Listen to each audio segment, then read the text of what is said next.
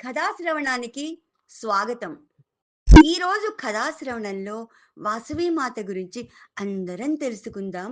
శ్రద్ధగా వినండి పిల్లలు. ఈరోజు మనం ఒక గొప్ప త్యాగమూర్తి గురించి తెలుసుకోబోతున్నాం.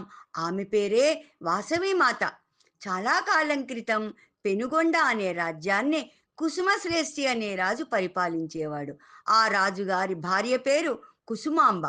వాళ్లకు వాసవి అనేటటువంటి ఒక చక్కని అద్భుతమైన అందంలో జ్ఞానంలో చక్కగా ఉండే అమ్మాయి కుమార్తె ఉండేది వాళ్ళకి.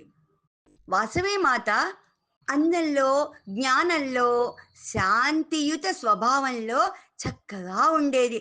ఆమె ధర్మాన్ని శాంతిని సత్యాన్ని నమ్మేది. ఒకరోజు ఒక బలమైన రాజు వచ్చి వాసవిని బలవంతంగా పెళ్లి చేసుకోవాలి అని నిర్ణయించుకున్నాడు. ఆ రాజు ఎలాంటి వాడంటే యుద్ధాలు చేస్తాడు, క్రూరమైన స్వభావం కలవాడు.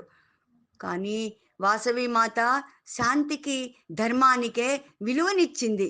ఆమె నిశ్చయంగా చెప్పింది, నేను పెళ్లి చేసుకోను, నా స్వేచ్ఛ నా ఆత్మగౌరవం నాకు ముఖ్యం అని ధైర్యంగా చెప్పింది. ఆ రాజు కోపంతో యుద్ధం చేస్తాను అని బెదిరించాడు. అప్పుడు వాసవీమాత తన ప్రజల యొక్క శాంతి కోసము తనను తనే త్యాగం చేసుకోవాలి అని చెప్పి నిర్ణయించుకుంది.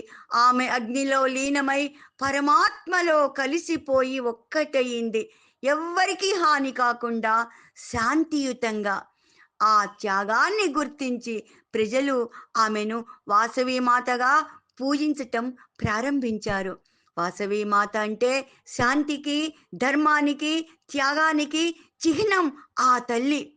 పిల్లలు, వాసవీమాత కథ వలన మనం నేర్చుకోవలసింది ఏమిటో తెలుసా?